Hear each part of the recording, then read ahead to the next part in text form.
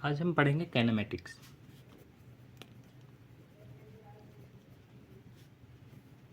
Kinematics का मतलब होता है मोशन को समझना, ना कि उसके कारणों को हम समझेंगे लॉ ऑफ मोशन में, जो जिसमें हमारे महान न्यूटन, इज़ैक न्यूटन के लॉज हैं, उसका हम समझेंगे कॉज। फर्स्ट हमें इसमें काइनेमैटिक्स पढ़ने वाला है, जिसमें हम समझेंगे सिर्फ मोशन। मोशन हो रहा है बस, उसके कारण नहीं समझेंगे कि मोशन कैसे हो रहा है, क्यों हो रहा है, क्या हो रहा है, उसमें नहीं समझेंगे। सब समझेंगे सिर्फ अंडरस्टैंडिंग, लिख देता हूँ मैं, understanding the motion without knowledge course. ठीक है। इसमें काइनेमेटिक्स में मेनली अभी दो पार्ट्स होते हैं, इसमें दो पार्ट में डिवाइड करके चलता हूँ। मोशन इन स्ट्रेट लाइन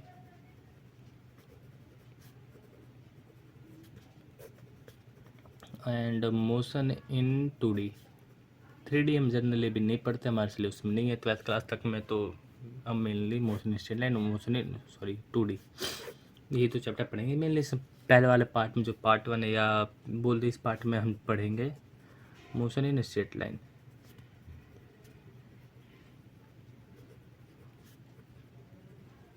ठीक है। अगर हम मोशन इन स्ट्रेट लाइन पढ़ रहे हैं तो इसमें हम मोशन टर्म को कैसे छोड़ दें। सबसे पहले मोशन होता क्या है, और इसके विपरीत या इसके सामने ही हमारे एक आता है term rest. Motion and rest है क्या ये। सबसे पहले बताऊँ, मोशन और रेस्ट एब्सोल्यूट क्वांटिटी नहीं है, एब्सोल्यूट नहीं है, ये एक हमारी रिलेटिव क्वांटिटी है।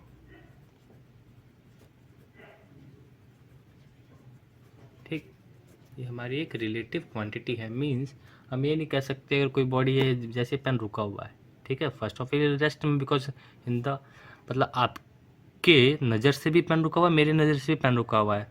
अगर मैं यहाँ पे चल रहा हूँ तो मेरे नज़र से पेन भी, मैं अगर इस डायरेक्शन में चल रहा हूँ तो पेन भी मेरे इस डायरेक्शन में चल रहा होगा। ठीक, जस्ट लाइक समझा रहा हूँ। देखिए, जैसे मैं इस डायरेक्शन में चल रहा हूँ तो यहाँ पे कोई एक ऑब्जेक्ट रखा है, लेट सपोज ये कोई ऑब्जेक्ट हो गया हमारा रखा है, मैं इस डायरेक्शन में मोशन कर रहा हूँ, तो ये जो ऑब्जेक्ट है ये भी मेरे लिए इस डायरेक्शन में मोशन कर रहा है। तो ऑन द स्पॉट अगर मेरे नज़रिए से या मेरे नज़रिए से ये ऑब्जेक्ट जो है ये क्या है, मोशन में है। But in the ground frame, अगर हम ग्राउंड फ्रेम ऑफ रेफरेंस में देखें तो ये ऑब्जेक्ट क्या रेस्ट में है। इसलिए हम किसी भी ऑब्जेक्ट को नहीं बोल सकते कि एब्सोल्यूट रेस्ट में, मोशन में है। मोशन और रेस्ट हमारा क्या होता है, रिलेटिव क्वांटिटी होती है। हम किसी के नज़रिए से या किसी के फ्रेम, किसी के रेफरेंस ऑफ फ्रेम में बात करते हैं। इसलिए इसमें एक आता है reference of frame, reference of frame. अगर मैंने कहा या कोई भी मतलब ऑब्जेक्ट अगर रेस्ट में है, ऑब्जेक्ट अगर रेस्ट में है, इट मीन्स वो ग्राउंड के फ्रेम में, इट मीन्स वो ग्राउंड के फ्रेम में रेस्ट पर है। ठीक है। और इसमें हमने मतलब एक फॉर आवर जनरल कंसिडरेशन, मतलब हमने अपने कंसिडरेशन के लिए मान रखा है, फॉर आवर कंसिडरेशन,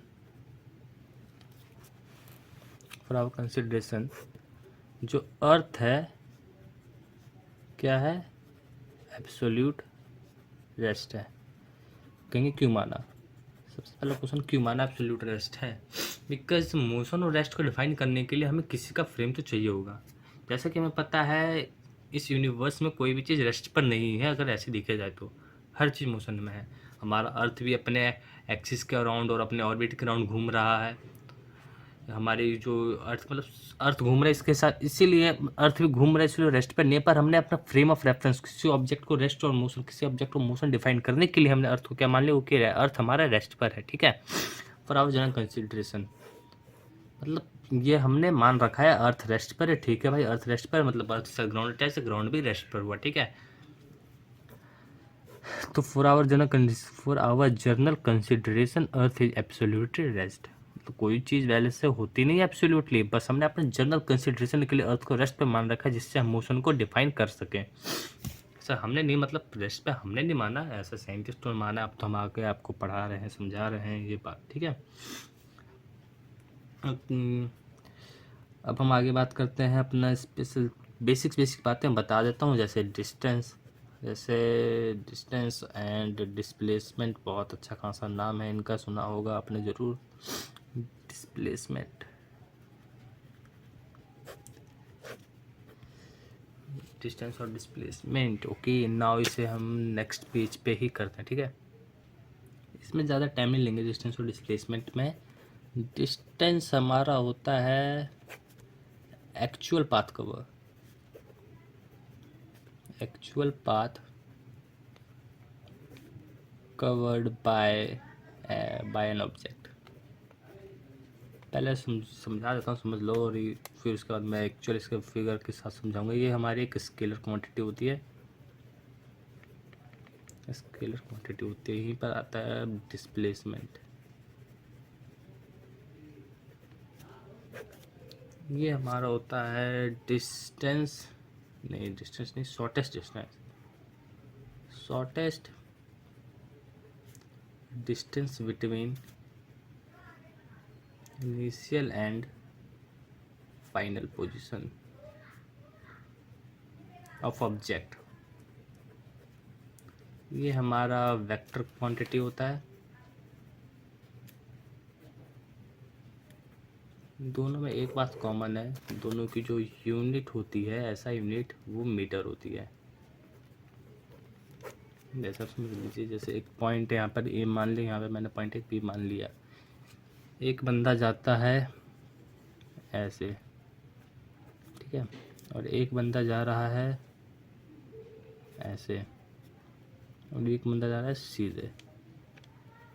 तो जिसमें हमारा पाथ 1 हो गया, पाथ 2 और पाथ 3, 3 पाथ हो गए। पाथ 1 और पाथ 2 ये दोनों तो डिस्टेंस का फैक्टर हो गए, दोनों डिस्टेंस है। लेकिन जो पाथ 2 है, पाथ 1 और 3, पाथ 1 और 3 क्या हो गया हमारा डिस्टेंस, और पाथ 2 जो हो गया डिस्प्लेसमेंट हो गया, क्योंकि इसकी शॉर्टेस्ट डिस्टेंस है। शॉर्टेस्ट डिस्टेंस है 2 पॉइंट के बीच की, और बीच इनिशियल पॉइंट और फाइनल पॉइंट। और ये जो ये हो गया रास्ता एक्चुअल पाथ, इसने एक्चुअल पाथ ये कवर करा है, तो ये इसकी हो गई हमारी डिस्टेंस। और ये इससे इस पाथ से चल चुकी होगी हमारी डिस्प्लेसमेंट। और एक बात इसमें हमेशा ध्यान रखना, डिस्टेंस जो होता है ऑलवेज ग्रेटर होगा या इक्वल टू होगा डिस्प्लेसमेंट के।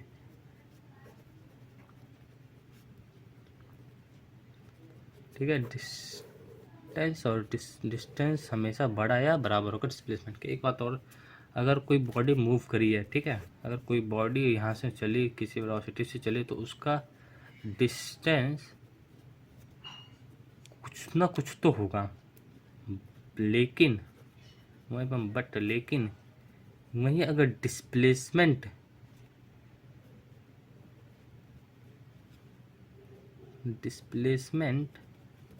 के बारे में हम श्योर नहीं है कि कुछ हो या ना हो, मतलब वो जीरो भी हो सकता है, it can be zero,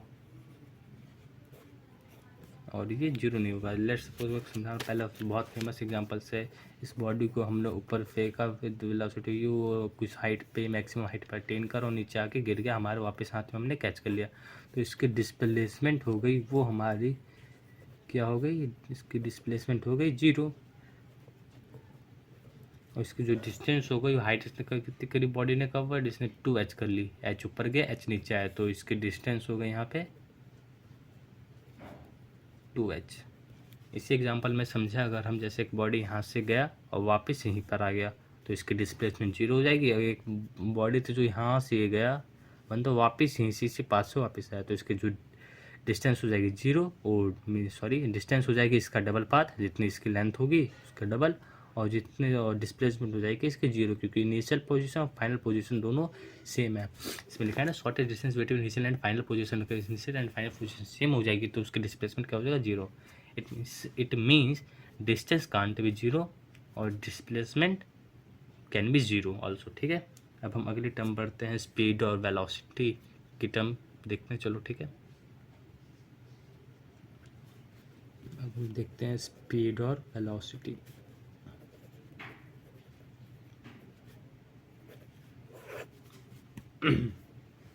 speed और वेलोसिटी दोनों सेम चीज़ होती है एक हद तक, बस इसमें डिफरेंस क्या होता है, ये स्केलर क्वांटिटी होती है और ये वेक्टर क्वांटिटी होती है।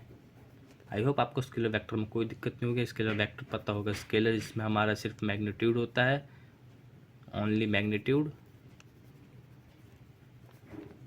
और वेक्टर क्वांटिटी में हमारा, वेक्टर में हमारा मैग्नीट्यूड एंड डायरेक्शन दोनों होती है, ठीक है।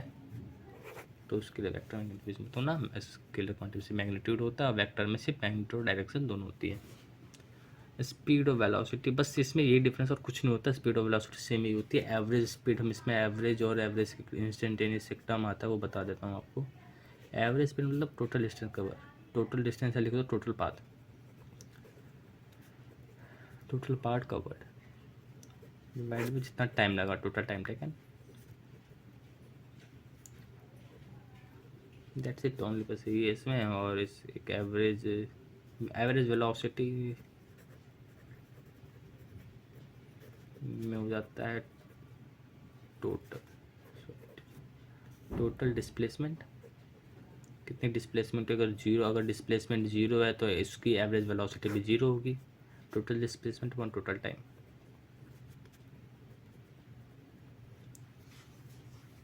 जैसे लेटेस्ट स्पीड का फॉर्मूला आपको पता होगा,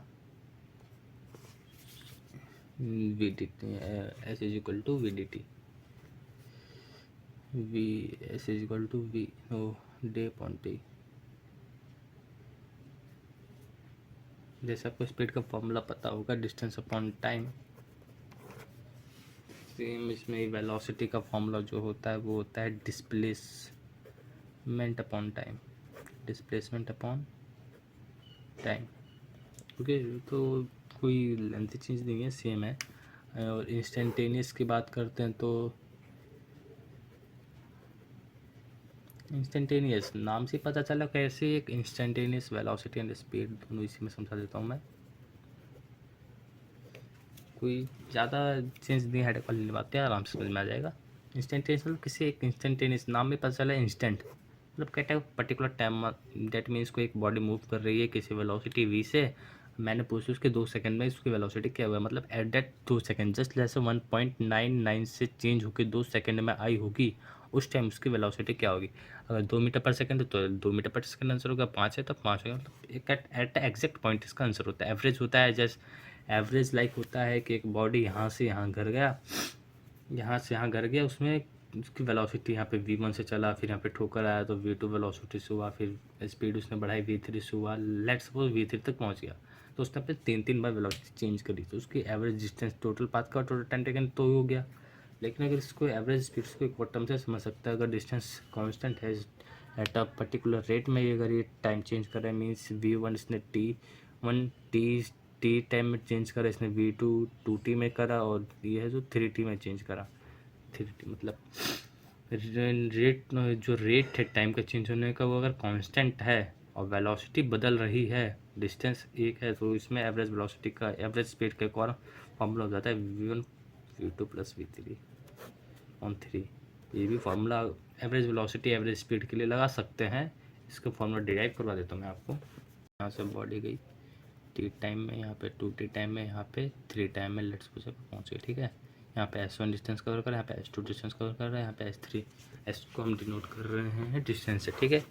तो जैसे मैंने बताया था, ये के सिंबल होता है, एवरेज स्पीड का सिंबल एक ये होता है, या चाहे तो आप v एवरेज नीचे लिखते हैं, दोनों सिंबल एवरेज स्पीड के होते हैं। तो एवरेज टोटल डिस्टेंस हो जाएगी s1 plus s2 plus s3, total time taken t plus 2t, और सॉरी यहाँ से यहाँ तक t, यहाँ से 2t, यहाँ से मतलब टोटल टाइम 3t है, टी का गैप है ना, तो टोटल टाइम 3t, ठीक है। अब लेट्स इसे आगे करते हैं। जैसे मैंने यहाँ पे बताया स्पीड बराबर डिस्टेंस अपॉन टाइम, तो वैसे ही सेम स्पीड बराबर डिस्टेंस अपॉन टाइम, तो हमारा डिस्टेंस, तो डिस्टेंस हो जाएगा स्पीड इंटू टाइम, डी हो जाएगा v इंटू टी, मतलब डिस्टेंस हो जाएगा स्पीड इंटू टाइम। डिस्टेंस हमारा s1 में velocity, let's suppose s1 distance cover करी इसने v1 स्पीड से, s2 करी v2 से, और s3 करी v3 से, ठीक है। तो s1 के लिए, डिस्टेंस के लिए हो जाएगा v1, टाइम इसने कितना लगाया t प्लस, इसके लिए s2 डिस्टेंस कवर करी इसने v2 वेलोसिटी से, टाइम कितना लगाया t प्लस, s3 डिस्टेंस से कवर करी, v3 वेलोसिटी से टाइम कितना लगाया t अपॉन में 3t नीचे था, यहाँ से t कॉमन ले लेंगे, v1 plus v2 plus v3 divided by 3 और अप्रॉक्स 3t, t से t कैंसिल करेगा, हमारा वही रिजल्ट आ जाएगा। ठीक है, मतलब कोई हार्ड एंड फास्ट रूल नहीं है, सेम है, सिंपल है, आसान है, आराम से समझ में आ जाएगा। ठीक है ना, तो एक बार दोबारा देखिएगा। ओके, अब इसमें इंस्टेंटेनियस बता रहे थे। इंस्टेंटेनियस स्टेट में से किसी एक इंस्टेंट पे हमने इसे डिराइव कर, जैसे डी से डिनोट करते हैं इंस्टेंट, जैसे इंस्टेंट वेलोसिटी। इंस्टेंट वेलोसिटी हो जाएगी v is equal to d x upon में डी टी। सिंपली बोलें तो x को रिप्रेजेंट हम डिस्टेंस से भी कर देते हैं, मैग्नीट्यूड वाइज s से भी करते हैं, तो रिप्रेजेंटेशन होती है। आप अगर आगे जैसे जैसे पढ़ते जाएंगे वैसे वैसे आपको रिप्रेजेंटेशन समझ में आती रहेगी। ठीक है, अब हम आगे पढ़ते हैं एक्सेलरेशन। ओके, तो एक्सेलरेशन सेम यहीं पे समझाता हूँ एक्सेलरेशन आपको।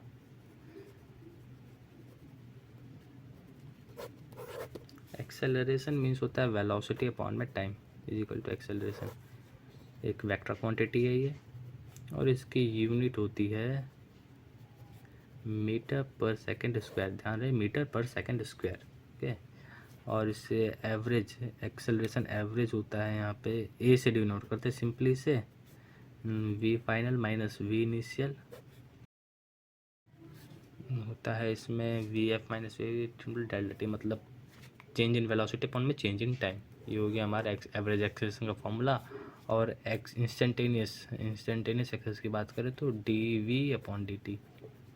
सिंपल फॉर्मूला, कोई हार्ड एंड फास्ट फॉर्मूला, अगर इक्वेशन दी होगी उसको डिफरेंशिएट करके हम एक्सेलरेशन निकाल लेंगे। अगर हमें इनिशियल और फाइनल वेलोसिटी दी होगी तो हम उससे एक्सेलरेशन निकालेंगे, तो एवरेज और इंस्टेंटेनियस हमारा आ जाएगा। ठीक है, अब हम इक्वेशन ऑफ मोशन देखते हैं।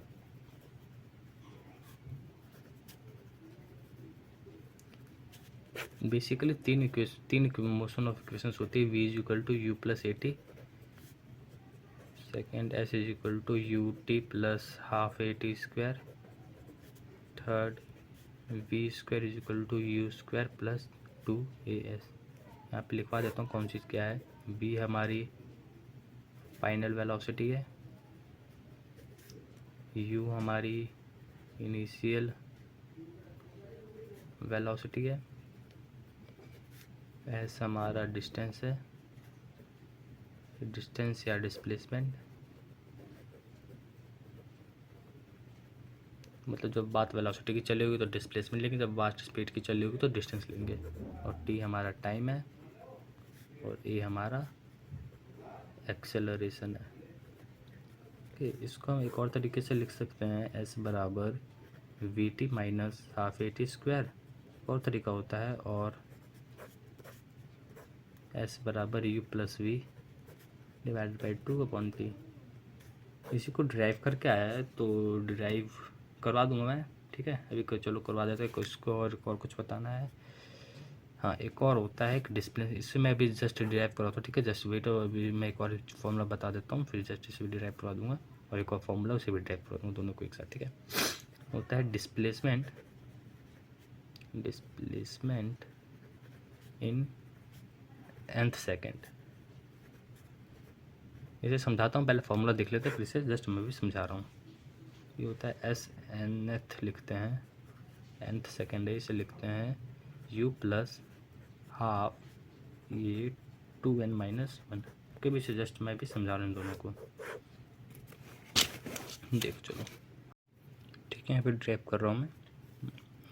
ये वाला फॉर्मूला जैसे हमने भी पढ़ा, s equal to u t plus half a t, इसको डायरेक्ट करते हैं, जस्ट न्यूटन बाबा ने हमें दिया हुआ है, तो इसी को हम डिराइव करके दो फॉर्मूले हमने लिखे हैं, v t minus half a t square u plus v upon divide by 2 upon t. ठीक है, मल्टीप्लाई टी।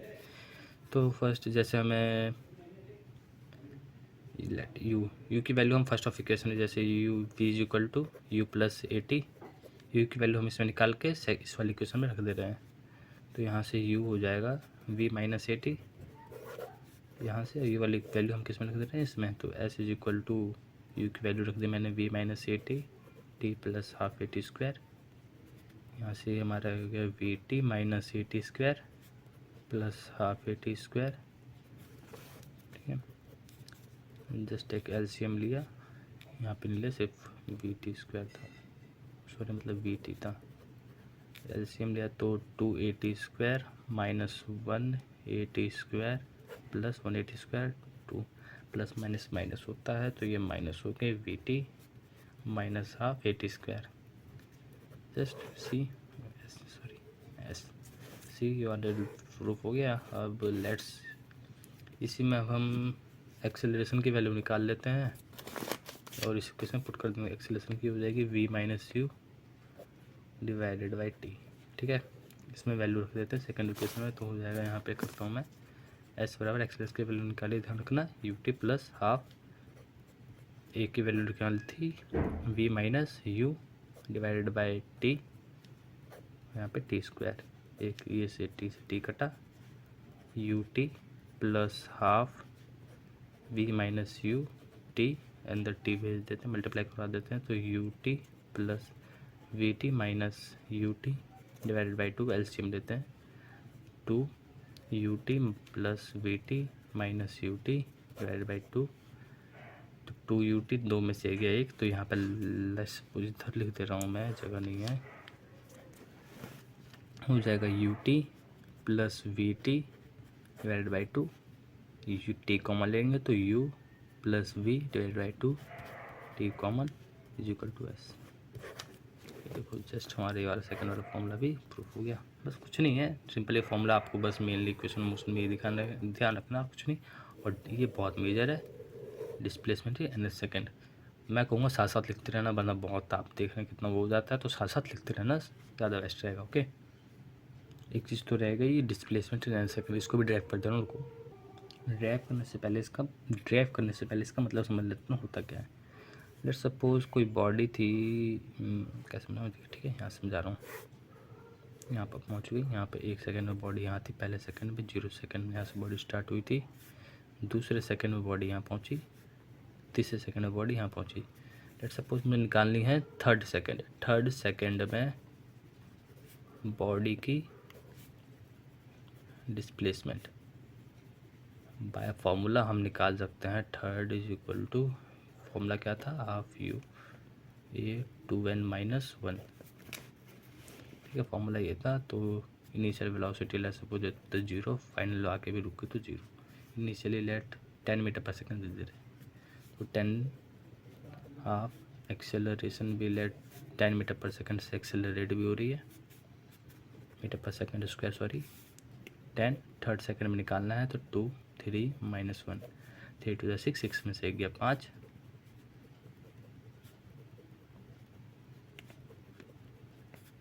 5 25 प्लस 35 मीटर, मतलब 35 उसकी एज थर्ड आ गई।